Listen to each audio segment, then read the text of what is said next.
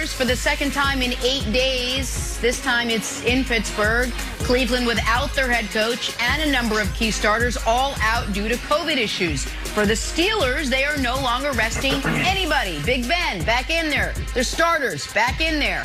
Browns versus Steelers. And with that, we welcome back Michael Vick. Mike, which quarterback here do you have more faith in on Sunday, Baker or Ben? I got more faith in Big Ben for his playoff experience alone and the fact that he owns the Cleveland Browns. He's owned them for years, and I don't think that'll change this weekend.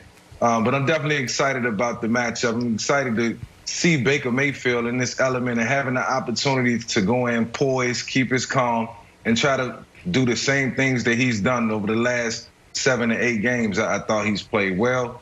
You know, he's been good in spots. And this is his moment. This is an opportunity for him to show that he can get over the hump.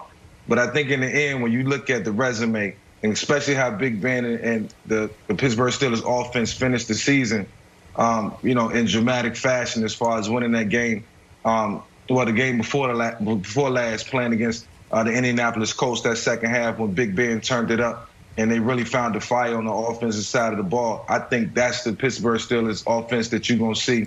And I think Big Ben was at his best when he was calling the plays and doing his own thing. So that's not going to change come playoff time. Can Baker match that? It all remains to be seen. So obviously, Vic, you're right about the resumes. And Big Ben's resume is wildly impressive. It's a Hall of Fame resume. Now, unfortunately for Big Ben, if it were an actual resume, it would list like, I was the CEO of a company from 05 to 09. I was executive vice president from 2010 to 2018. And then the interviewer would be like, there's a gap here. And he'd be like, oh, I was in prison. It was only a 3-month stretch. I was in jail. Like, that's a bad spot on the resume, but it's fine. The last 6 weeks, Big Ben's resume, not great. The most recent thing we've seen, one good half of football. But he obviously is not going to be afraid of the moment. He obviously has played in, 15 games bigger than this one, while this is the biggest game of Baker Mayfield's career. With that said, Brandon, what I do like for Baker is that if you are playing the Browns, you are playing to stop the run and kind of saying, if you can throw the ball effectively, you're going to have the opportunities. The opposite is true if you're playing the Steelers. The Browns defense is going to say, run the football. We dare you. You want to hand it off 35 times, which you literally never do all year?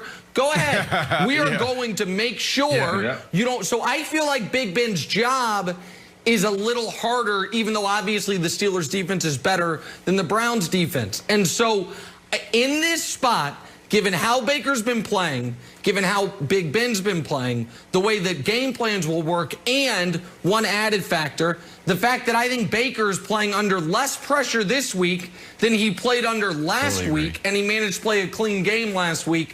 For those reasons, in this specific moment, I trust my guy Baker Mayfield more.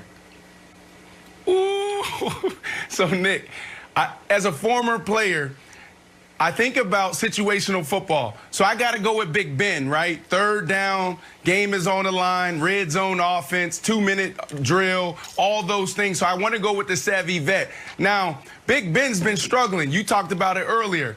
And Nick, I just need you to I need you to be a good sport right now, because I know you love Baker Mayfield. Because I want to paint this picture of why I just don't trust Baker Mayfield right now. I know the last 315 pass attempts, he's only had 1 interception. But I just can't get the last couple years out of my mind. I can't get the first couple games out of my mind. So I want to act like you're Joe Hayden, okay? Or no, let's go with Mika Fitzpatrick. All right? So you're Mika Fitzpatric. Can I get Nick beside me, please? Let's get Nick beside me.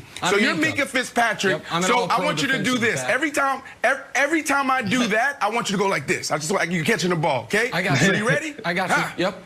Yeah, I'm ready. Go, come on. I got to catch with my thumbs. I got to catch with my thumbs. Yeah, I mean, I really shouldn't be doing this on TV, like but no problem. I just feel like the Pittsburgh Steelers is going to stop the run, and then we're going to have Baker Mayfield throw it 30-plus times, and that's the picture that I see in my mind. Just Mika Fitzpatrick, Joe Hayden. And Mika running the other way. That ain't just good. picking it off. Yeah. That ain't good. Yeah, fix it. That's what I picture, Nick. Fix it. Yep.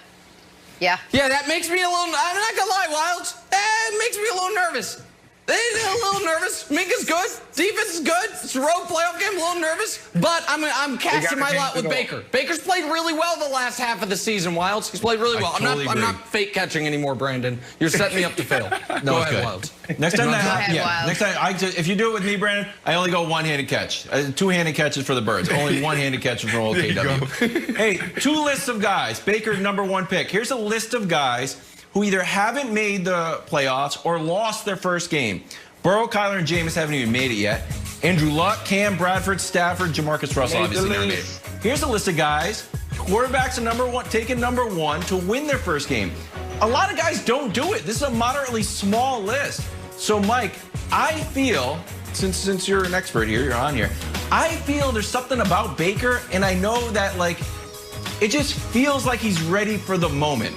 Do you? And I know you trust Big Ben, but in the Browns have, they haven't practiced all week, and Stefanski's out. But I just feel like there's some je ne sais quoi about Baker's kind of leadership that he's going to end up on this list with you. Yeah, it's always some nostalgia that can pop up, man. And when you look at the history between the Pittsburgh Steelers and the Cleveland Browns, something feels a little eerie right now, all because of Baker and the way he's been playing, the Cleveland Browns and the confidence that they have in their game plan now as far as what their game plan really is going to be, and that's to attack with the run game and then complement with play action. And I think that's the easiest way for them to go in and have an opportunity to win this game, but they got to execute at a high level. So, while I look at the Pittsburgh Steelers and the background and the legacy and the championship pedigree that they have, they know how to win. I also look at the Cleveland Browns as the new era of football and up and coming. I know that's kind of far-fetched,